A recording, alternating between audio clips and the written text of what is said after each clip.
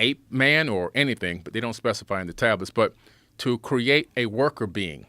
And they began to do this genetic modification, probably disconnecting some of our DNA, making genetic modifications to us to get us to take orders from them. They inserted something called a worship gene, which was just discovered recently, that human beings have a gene inside of them that can be turned on and turned off.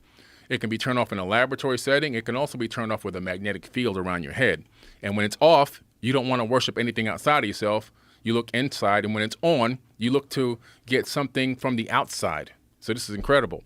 And so they made us worship people. Gene yes. inside of us to make us worship them. Wow, right. Genius. It's incredible because then you're not a slave anymore. You're doing this for the honor of the gods. And for people who think all this talk is really crazy, I want to put into perspective that we talked about this the other day, that during which war was it where the Soviet Union was experimenting? It was scientists in the Soviet Union, correct? They're experimenting with creating a chimpanzee human being hybrid that they would probably send to war. Yeah. So instead of having regular people, we would make this monster, this freak, ape man, and send him to war and have him crush the enemies. Yeah. So it's just how crazy is that? They knew how strong chimps are. I got an idea. Let's turn a chimp human, and that way, if he dies, who gives a fuck? Right. We made him.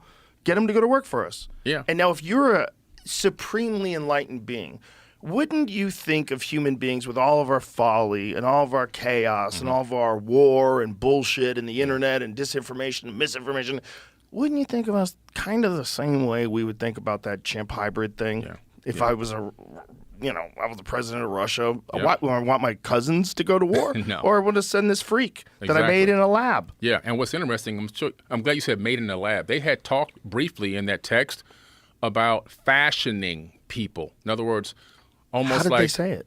They said the word fashioning. Fashioning a being. What was do you remember the actual quote? I would have to look it up, the actual quote. But they describe it as fashion. Fashioning, because they said even the lamb hadn't been fashioned yet, so they had fashioned lambs. So they fashioned, and it's also in the Epic of Gilgamesh, they fashioned the friend that Gilgamesh went on the journey with. He wasn't born from a woman's womb. They created him. They created him an artificial being to go on this journey in the Epic of Gilgamesh. So they used that phrase several times in the tablets. But they said, no, wait. It was almost like that's not a good idea because in some ways it seems as if they had known that the idea of making these too many artificially created people wouldn't be a good idea. Now, they didn't go deeper than that, but you can see where we are today with AI and everything else and these robots that are coming. Maybe they knew something about that, but they decided to take a biological being and genetically modify and program that to do the work, and that's exactly what they did. Well, if they really knew what we would be capable of and that we would be illogical, overpopulation would be a gigantic issue. And in many parts, it's not really that big of an issue here except for in cities, but in many parts of the world, it's the whole country. Yeah. The whole country is New York City, which is just fucking bonkers.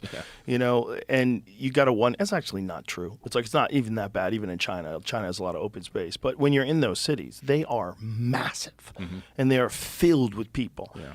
And that is probably what you'd imagine a higher being would do if it was like us, like kind of illogical and kind of a little bit reckless and has a little bit too much technology for the average person that didn't develop the technology. But all of a sudden you got some 85 IQ dope who has access to all the things that all these geniuses have created. Yeah.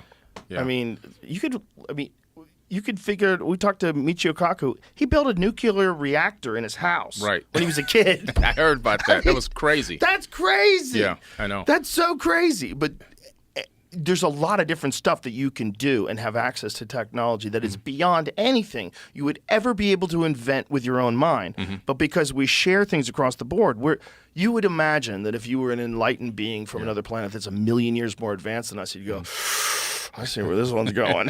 You have that cousin who's an alcoholic and then he wins the lottery. Like, oh, shit, Derek just won the lottery. Yeah. Fuck. This is going to be crazy.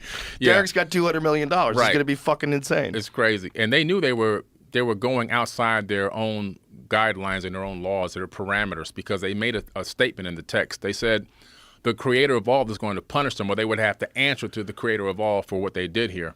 So, and that lets you know they weren't really gods. They knew themselves that they weren't the creator of the universe, but that they masqueraded as gods on this planet. Just like we did when different versions of human civilization would find primitive tribes, like the cargo tribe, cults. the cargo cult that you talked about in your documentary. That is so fascinating that during World War II, planes landed on these remote places, and these people built mock planes to show like what the thing was that came to visit them that they thought were like gods. Wild.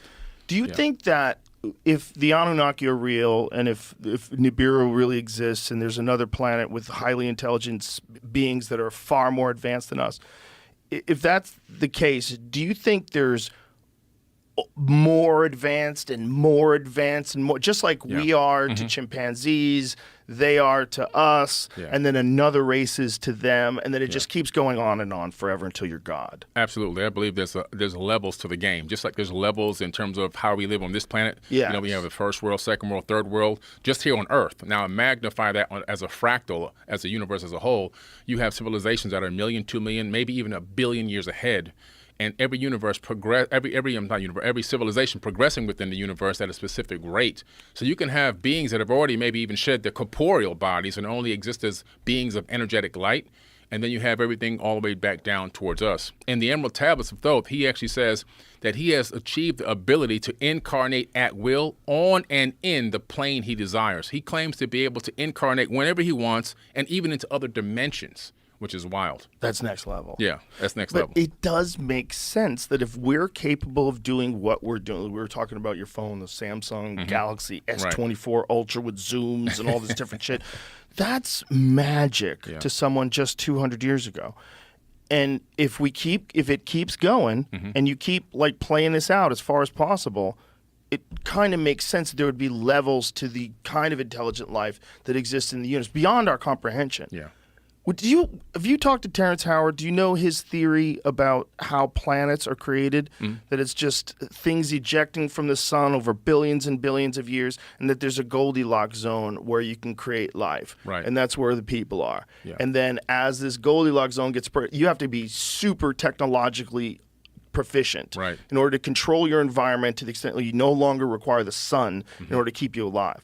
That kind of makes sense if Nibiru is out there past Pluto. Oh, it makes a lot of sense. It makes sense that Terrence Howard, because I just talked to him a couple hours ago. Oh, okay. Yeah, I mean, so we were talking about wave conjugations and everything. Fucked me up for like 3 days. I left this podcast for 3 days. I was like, God damn. First of all, how the fuck is he so smart? Like, how would you ever imagine that a dude who's an actor on a television show or in a movie is that smart? Like freaky smart. Right. But his theory about the creation of planets, I was like, oh, that makes sense. Oh, it makes a lot of sense.